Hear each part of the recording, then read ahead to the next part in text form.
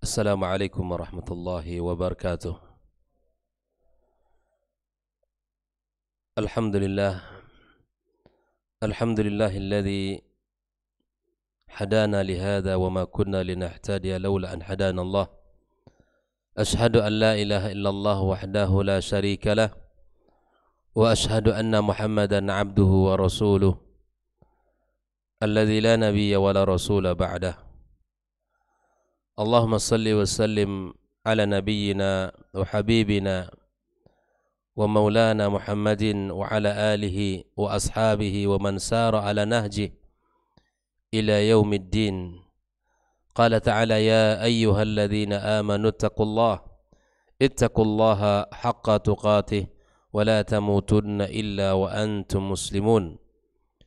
Allahumma inna nas'aluka ilman nafi'a wa rizqan tayyiba wa amalan mutaqabbala. Amma ba'd, fa inna asdaqal hadithi kitab Allah wa khairul hadi hadi Muhammadin sallallahu alaihi wasallam wa syarrul umuri muhdatsatuha wa kullu muhdatsatin fid din bid'ah wa kullu bid'atin dhalalah. Ikhwani wa akhwati fid din, kaum muslimin dan muslimat, al-musyahidin wal musyahidat, saudara-saudari para pecinta ilmu dimanapun berada. Alhamdulillah, puji dan syukur marilah senantiasa kita ucapkan kepada Allah Tabaraka wa Ta'ala atas kemudahan yang Allah berikan kepada kita dan atas kebaikan yang telah dibukakan pintunya untuk kita. Pagi ini kembali kita dipertemukan Allah dalam majlis ini setelah kita melaksanakan ibadah fardu subuh berjamaah. Yang mudah-mudahan ibadah salat kita, doa dan zikir-zikir kita serta ilmu yang kita pelajari menjadi cahaya dalam kehidupan kita dan menambah kebaikan di sisinya. Kemudian ucapan salat dan salam marilah senantiasa kita sampaikan pula untuk Nabi kita yang mulia sallallahu alaihi wasallam. Mudah-mudahan kita semua mendapatkan syafaatnya pada hari kiamat kelak. Ikhwani wa akhwati fi din, kembali kita melanjutkan pembahasan kitab Al-Mulakhas fi Syarh Kitab At-Tauhid pada bab yang ke-8, masih dalam pembahasan bab yang ke-8. Pagi ini halaman yang ke-79. Hadis yang kedua yang dibawakan oleh Syekh Muhammad Ibn Abdul Wahab di dalam bab ma jaa fir ruqa wat tama'im, bab yang datang menjelaskan tentang ruqyah, ya, ataupun dan bab yang menjelaskan tentang ruqyah dan jimat-jimat, ya. Pagi ini, ya, hadis yang kedua yang dibawakan oleh Syekh Muhammad Ibn Abdul Wahab tentang bab ini, di mana beliau mengatakan wa'an Ibni Mas'udin radhiyallahu ta'ala anhu qala, dari Abdullah Ibn Mas'ud radhiyallahu ta'ala anhu, dia berkata, sami'tu Rasulullah sallallahu alaihi wasallam yaqul, aku mendengarkan Nabi sallallahu alaihi wasallam, Rasulullah bersabda, inna ruqa wat tamaima wat tiwala syirkun, rawahu Ahmad wa Abu Dawud. Sesungguhnya ruqa, ya, adalah ruqyah. Di sini tentunya adalah ruqyah asyirkiyah, ruqyah yang mengandung, ya, kesyirikan kepada Allah Subhanahu wa taala, atau bahasa kitanya dengan jampi-jampi, ya, dibacakan dengan bahasa yang tidak jelas lafaznya dan maknanya, dan di dalam ruqyah tersebut mengandung unsur kesyirikan. Ini yang dimaksud dengan ruqyah di sini. Adapun ruqyah syar'iyyah yang diambil dalam Al-Qur'anul Karim, itu hal yang dibolehkan dalam agama kita. Ya, di sini adalah inna ruqa wat tamaima, yang kedua adalah jimat-jimat. Ya, jimat-jimat, wat tiwala itu pelet yang digunakan oleh seorang istri untuk menjadikan suaminya lebih cinta kepadanya atau kebalikannya. Maka semua perbuatan ini adalah syirik kepada Allah Subhanahu wa ta'ala. Dan akan dijelaskan ya, kata Syekh Saleh Al-Fauzan, sayati syarhu mufradatil hadis fi kalamil musannif rahimallahu taala pada halaman berikutnya. Lalu kemudian Syekh Saleh Al-Fauzan menjelaskan al-ma'na al-ijmali daripada hadis ini. Makna global daripada hadis ini apa? Anna Rasulullah sallallahu alaihi wasallam yukhbiru anna isti'mala hadhihi al-asya' liqasdi daf'il mudar wa jalbil masalih min 'indi ghairillahi syirkun billah. Nabi sallallahu alaihi wasallam mengabarkan kepada kita bahwa sesungguhnya memakai benda-benda tadi atau melakukan hal-hal yang telah kita sebutkan tadi, ruqyah atau jampi-jampi, ya, dengan menggunakan bahasa-bahasa yang tidak jelas atau bahasanya jelas tapi maknanya tidak tahu, atau mengandung kepada di dalamnya kesyirikan kepada Allah Subhanahu wa taala, atau jimat. Ya, jimat tentu sesuatu yang ditujukan pada benda itu dengan niat ada manfaat, ya, yang bisa diperoleh, atau atiwalah pelet, maka semua itu adalah memakainya dengan tujuan daf'il mudharat, dengan tujuan maksud untuk menolak mudarat, wa jalbil masalih, atau datangkan manfaat, ya, min indi ghairillahi azza wa jal, selain daripada Allah manfaat itu, ya, maka itu adalah perbuatan syirik kepada Allah Subhanahu wa taala. Ikhwafillah, ini harus kita pahami dengan benar, ya, pahami dengan baik. Kenapa demikian ikhwafillah? Li'annahu la yamliku daf'ad dhurr wa jalbal khair illa Allah azza wa jalla atau illa Allah subhanahu wa ta'ala. Karena kita meyakini tidak ada yang bisa menolak mara bahaya, kemudaratan, atau tidak ada yang bisa mendatangkan manfaat melainkan Allah. Ya. Wa hadzal khabar, dan tentu berita dan apa yang disampaikan oleh Nabi SAW adalah berbentuk khabar. Al-khabar, berita. Sesungguhnya, ya, ar-ruqa, itu jampi-jampi, wat-tama'ima, jimat, wat-tiwalah, pelet, syirkun, adalah kesyirikan kepada Allah.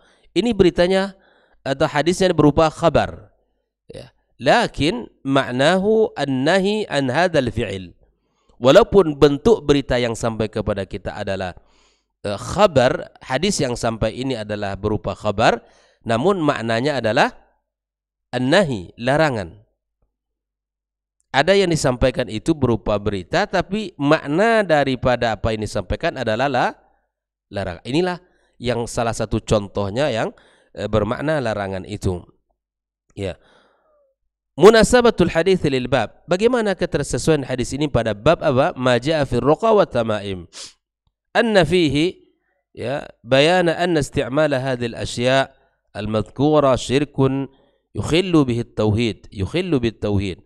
Bahwa sesungguhnya sangat kuat keterikatannya antara hadis yang dibacakan dan dengan bab yang sedang dibahas. Karena di dalam hadis tersebut, ya, menjelaskan bahwa memakai perkara-perkara ini adalah kesyirikan, dan ini tentunya akan mencela, ya, dan akan merusak tauhid kita, merusak akidah kita, merusak keyakinan kita kepada Allah Subhanahu wa taala. Nah, tentu ini babnya sangat penting bagi orang tua, ikhwafillah rahimakumullah, dimanapun berada, kita mesti faham ini. Hal-hal yang seperti ini mesti dijauhkan di dalam kehidupannya, keluarganya, dan kepada para pendidik, para guru, para dosen, ya, siapapun yang mendidik anak-anak di dalam lembaga pendidikan, maka mesti ditanamkan akidah ini dan disampaikan kepada mereka untuk menjauhkan perbuatan-perbuatan ini. Dan jika melihat pada anak tersebut hal-hal yang seperti ini, maka segera dikomunikasikan kepadanya dan kepada orang tua. Ditanyakan kepada anak, ini apa nak? Ya. Ini yang kamu pakai ini apa? Gelang ini, ya, kalau gelang emas ya biasa, ya, gitu kan? Atau kalung emas biasa. Tapi kalau ada berupa benang dengan beberapa warna yang dipintal kemudian diikat, ya kan? Lalu kemudian ada benang-benang yang sengaja diletakkan di leher, kemudian di lengannya ataupun di kakinya dan lain sebagainya. Maka itu perlu ditanyakan. Para guru harus peka ini. Para pendidik harus tahu. Jangan dibiarkan ini ya dipakai oleh anak-anaknya. Karena ini kesyirikan kepada Allah Azza wa Jalla. Tidak boleh dilakukan. Nah, segera komunikasikan kepada siapa? Kepada para orang tuanya agar untuk meninggalkan perbuatan ini, agar ya menjauhkan perbuatan syirik yang sangat zalim ini. Maka oleh kerana itu, khawfillah rahimakumullah, jika hal-hal yang seperti ini ya terlihat oleh mata kita, maka segera kita lakukan apa yang dilakukan oleh para sahabat Rasulullah SAW seperti Hudzaifah bin Yaman yang pada hadis sebelumnya kita sampaikan. Langsung dia potong kan? Langsung dia potong. Ya, tanpa dia berbanyak ya bertanya, langsung dia potong. Ya, setelah diklarifikasi tujuannya apa? Disebutkan agar dia sembuh, terhindar dari penyakit panas. Ya, maka kemudian langsung disebutkan oleh beliau ini perbuatan yang tidak benar, langsung dia potong. Ikhwafillah, apa pelajaran yang bisa kita ambil dari hadis ini? Satu, al-hathu ala siyanatil aqidah. Anjuran bagi kita untuk menjaga akidah kita. Amma yukhillu biha wa in kana yata'atahu katsirun minan nas. Menjaga dari perkara-perkara yang merusak, yang menggeruskan nilai akidah kita, kemurniannya. Ya kan? Dan karena itulah yang akan membuat kita jauh dari Allah Subhanahu wa taala, membuat kita semakin ya tidak mendapatkan keberkahan dan rahmat Allah Azza wa Jalla karena kesyirikan. Ya. Walaupun banyak orang yang melakukannya. Dan sekali lagi, banyak orang melakukan bukan berarti itu adalah standar kebenaran. Sering ini menjadi sebuah kesimpulan terkadang. Di saat orang banyak melakukan itu, ya, manakala tidak disandarkan kepada dalil Al-Quran dan Sunnah, maka kemudian terkadang itu menjadi dalil, itu adalah sebuah kebenaran, klaim kebenaran. Tidak, bahwa kebanyakan orang bukan berarti itu adalah klaim kebenaran atau tanda kebenaran. Kita tahu bahwa tanda kebenaran itu harus dikawal oleh dalil Al-Quran dan Sunnah Nabi Sallallahu Alaihi Wasallam, dan dijelaskan oleh para ulama yang benar dalam agama kita. Ini yang pertama. Jadi siapapun, bagi orang tua wajib menjaga akidah dirinya dan akidah anak-anaknya. Karena Allah telah berpesan, qu anfusakum wa ahlikum nara.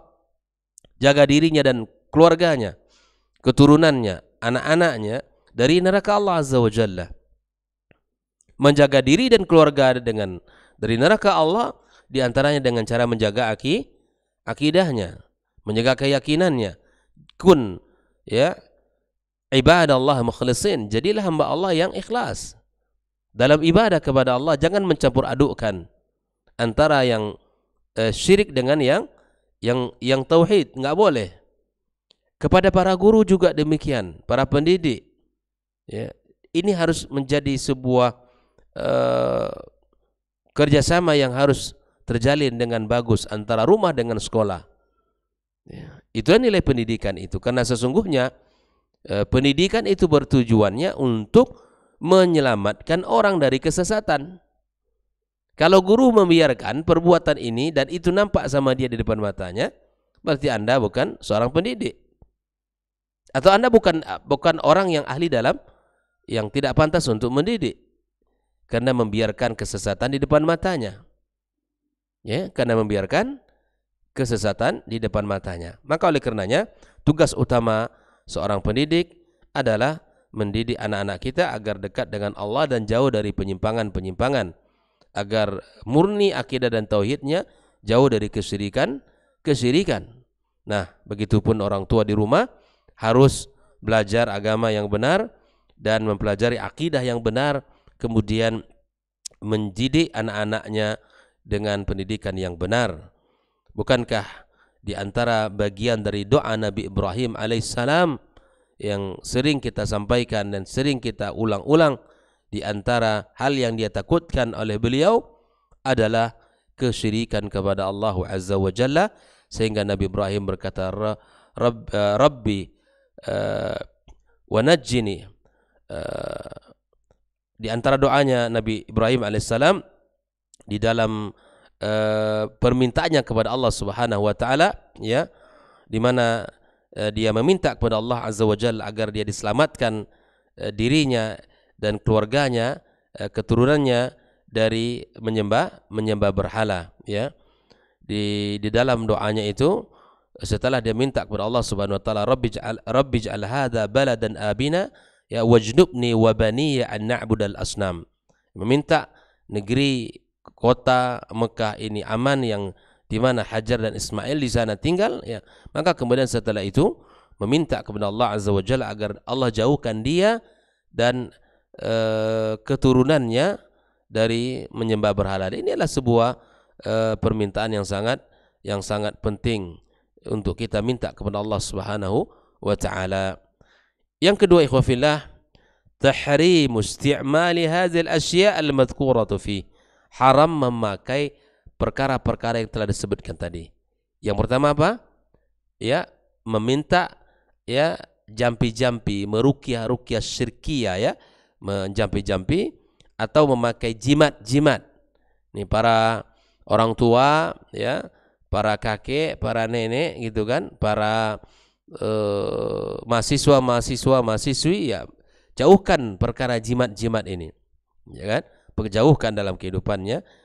Dan at-tiwalah, dan ini tiwalah ini adalah pasangan, ya, suami istri yang menginginkan kehidupan rumah tangga mereka semakin langgeng gitu. Tetapi bukan dengan cara ketaatan kepada Allah. Kunci rumah tangga itu agar dia tetap utuh, ya, sakinah mawaddah warahmah, mesti dirawat dengan ketaatan dan keimanan kepada Allah.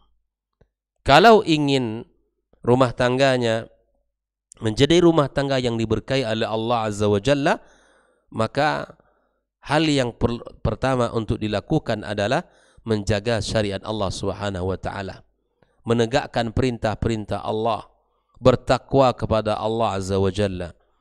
Masing-masing dari pasangan, ya, suami meningkatkan keimanannya, ketakwaannya kepada Allah.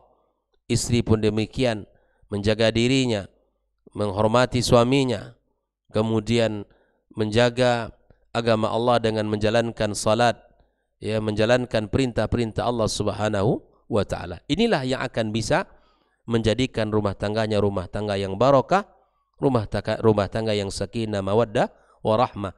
Bukan dengan cara yang apa disebutkan oleh Nabi, memakai pelet yang membuatkan seorang suami semakin sayang, tapi dengan cara yang salah. Yang ketiga, anna hadhihi thalathal madhkura syirkun min ghairi istitsna. Tiga perkara ini adalah kesyirikan tanpa terkecuali. Ya. Siapapun yang memakai jampi-jampi, memakai jimat-jimat dan pelet, maka ini perbuatan syirik yang mesti kita tinggalkan. Mari kita lihat halaman 80. Syekh Muhammad Ibn Al-Wahhab menjelaskan apa itu at-tamaim. At-tamaim itu, khafillah, syai'un yu'allaq 'alal awladi min al-'ain. Sesuatu yang digantungkan pada anak, ya kan, laki-laki atau anak perempuan, ya, minal ain, dengan tujuan anak ini terjaga dari penyakit ain. Inilah kita sebut dengan jimat tadi, ya, agar anak ini terlindungi, terjaga, terpelihara dari penyakit ain. Lakin idza kana al-mu'allaq minal Qur'an farakhasa fihi ba'du salaf wa ba'duhum lam yurakhas fihi. Tapi sebagian orang mengatakan bahwa, kata beliau, sebagian salaf menggantungkan ayat-ayat Al-Qur'an itu dibolehkan. Namun sebagian mereka tidak memberikan rukhsah pada bab ini. Wa yaj'aluhu minal manhiyyi an. Namun ini termasuk pada perbuatan yang dilarang. Minhum, di antara yang melarangnya siapa? Ibnu Mas'ud radhiyallahu taala anhu, Abdullah Ibnu Mas'ud. Jadi ini yang pertama. Yang kedua, ar-ruqa, ya, ar-ruqa itu adalah hiyallati tusamma al-azaim, ya, sebuah keinginan, ya, wa khassa minhu ad-dalilu ma khala min asy-syirik. Dan ruqyah itu ada ruqyah yang dibolehkan, ya kan? Ruqyah yang tidak dibolehkan adalah ruqyah yang di dalamnya ada unsur kesyirikan. Ya, faqad rakhasa fihi Rasulullah SAW min al-'aini wal huma. Ya, inilah yang dimaksud dengan ar-ruqa. Yang ketiga ada tiwala. At-tiwala itu apa, ikhwafillah? Syai'un sesuatu yasna'unahu yang dibuat olehnya, yaz'umuna annahu yuhabbabul mar'at ila zawjiha war rajula ila imra'ati. Ini bahasa kitanya memang pelet. Ada enggak bahasa lainnya? Memang pelet ya. Ya biasanya yang digunakan untuk membuat orang semakin sayang gitu kan. Ini hubungannya suami istri ini. Ya. Maka tidak benar ini dilakukan ya. Kalau ibu-ibu pengen disayang oleh suaminya, hormati suaminya, taat kepadanya, muliakan dia. Karena Islam telah menempatkan posisi suami pada posisi yang mulia. Ya. Berikan hak-hak suaminya. Berikan perhatiannya. Berikan ketaatannya. Jaga kesuciannya. Ya. Taat kepada suami di saat suami hadir bersamanya ataupun di saat suami tidak berada bersamanya. Inilah cara yang benar di dalam Islam. Ya. Begitupun seorang suami jika ingin dimuliakan, disayangi oleh istrinya, maka kemudian berikan perhatian kepada istrinya. Ya. Berikan perhatian kepada istrinya. Jangan menjadi orang yang cuek, yang tidak peduli dengan pasangannya. Memberikan hak-hak dia, hak nafkah, hak perhatian, hak kasih sayang, dan berikan sesuatu yang bisa membuatnya lebih nyaman di rumah untuk mendidik anak-anaknya. Lalu kemudian ikhwafillah rahimakumullah, Syekh Shalih Fauzan menjelaskan yu'allaq 'alal aulad ay bi'a'naqis sibyan. Yu'allaq 'alal aulad itu artinya yang digantungkan di leher anak-anak. Ya. Minal ain artinya ay lidaf'il isabati bil ain, untuk menolak penyakit ain. Al-azaim jam'u azimah. Qila hi ayatun minal Qur'an tuqra ala dhawil ahat atau tuqra fi ma'in wa yusqahu al-marid. Ya. Atau tuktab fi sahnin wa nahwi wa tumhal kitabatu bima'in wa nahwi wa yusqahu al-marid. Inilah al-azaim itu. Itu ada yang dibacakan di air atau diruqyahkan pada air, kemudian diminumkan kepada yang sakit, atau ditulis di piring atau sejenisnya, kemudian tulisan itu dihapus dengan air tersebut, kemudian diminumkan kepada yang sakit. Nah, inilah ar-ruqa yang dimaksud di sini. Wa khussa minha ay akhraja min umumi. Ad-dalil huwa qaulu ta'ala, karena di sini ada dalil khusus, pengkhususan ya. La ruqyata illa min ainin aw huma. Tidak ada ruqyah melainkan penyakit huma, penyakit ain ya, dari mata yang hasad, atau huma itu penyakit panas ya. Kama sabaqa fi bab man haqqaqa tauhid. Ma khala min asy-syirki ay al-isti'anatu. Al-isti'anatu bi ghairillahi bi an kanat bi asma'illahi wa sifatihi wa ayati wal ma'thur 'anil nabi sallallahu alaihi wasallam. Ma khala min asy-syirki artinya yang terbebas dari kesyirikan. Kalau ruqyah yang tidak ada unsur kesyirikan boleh. Karena ruqyah ya ada yang mengandung unsur kesyirikan, ada yang tidak. Wa hasil ma dzakarahu al-musannifu rahimallahu fi hukmi hadhil asya' al-madhkura ma yali. Adapun kesimpulannya dari apa disampaikan oleh pengarang kitab sebagai berikut. Yang pertama, anna ruqyata tanqasim ila qismain. Ruqyah itu terbagi kepada dua bagian. Qismun masyru' wa qismun mamnu'. Yang pertama yang disyariatkan, yang kedua yang terlarang. Fal masyru' ma khala minasyirki. Seluruh ruqyah yang terbebas dari unsur-unsur kesyirikan itu boleh. Wal mamnu' ma kana fi syirkun. Yang terlarang kebalikannya. Jika ruqyah itu ada unsur-unsur kesyirikan, pasti dilarang. Kalau tidak, dibolehkan.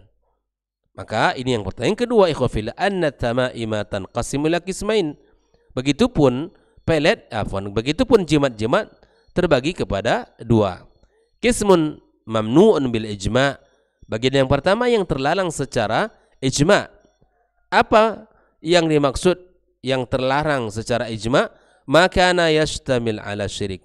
Jimat-jimat yang mengandung padanya kesyirikan. Wa qismun mukhtalafun fih. Bagian yang kedua yang khilaf para ulama memberikan penilaiannya, wa makana minal Qur'an, Kalau itu berupa Al-Qur'anul Karim ayat-ayat, qila innahu jaiz, ada yang membolehkan sebagian ulama salaf, wa qila innahu mamnu', ada juga yang mengatakan hal itu juga terlarang. Was sahih annahu mamnu', yang dipilih oleh Syekh Shalih Al-Fauzan adalah hal ini terlarang.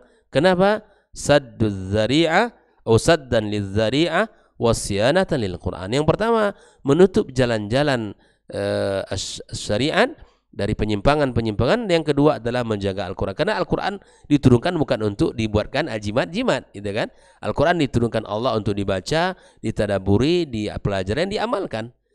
Ya, bukan untuk dijadikan jimat-jimat. Ada orang ingin safar, ya kan? Ingin bekerja ke luar negeri atau ke luar daerah, ada pesan kakeknya, pegang ayat ini baik-baik. Yang dipegang ayat ini saja, satu ayat ini saja, yang lainnya mana? Nah, ini. Maka oleh karena itu Syekh Shalih Fauzan mengatakan ini pun terlarang untuk supaya menjaga Al-Qur'anul Karim dan menjaga syariat dari terjadinya penyimpangan. Yang terakhir, at-tiwala mamnu'atun min ghairi khilaf. Pelet itu terlarang tanpa ada khilaf. Tanpa ada khilaf, perselisihan ulama. Ya, dia terlarang li'annaha naw'un minas sihir, karena pelet bagian daripada sihir, ya. Maka inilah ikhwafillah bagian daripada bentuk-bentuk penyimpangan-penyimpangan yang kita sebutkan pada pertemuan kemarin dari bab 7 sampai bab 14. Itu akan disebutkan oleh pengarang kitab ini contoh-contoh penyimpangan-penyimpangan di dalam akidah dan tauhid kita, ya. Maka sudah beberapa contoh disebutkan yang mesti kita pahami, ya. Kemarin adalah kalung yang digantungkan, ya, yang dengan tujuan apa? Dengan tujuan agar bisa menolak mudarat dan bisa mendatangkan manfaat. Kemudian jampi-jampi atau ruqyah asyirkiyah. Yang ketiga adalah at-tamaim, yaitu jimat-jimat.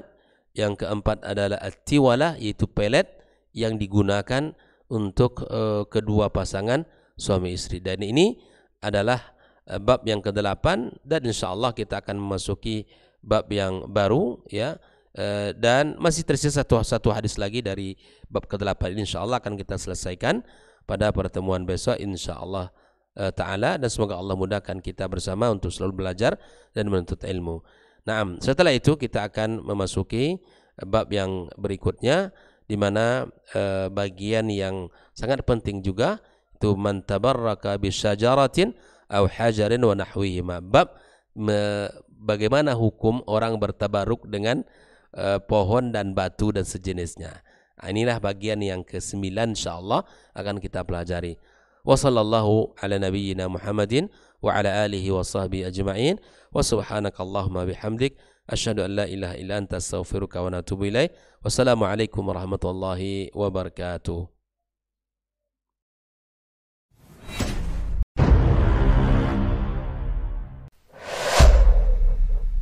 Dunia dan seisinya ini bagi Allah tak sama nilainya dengan sebelah sayap lalat.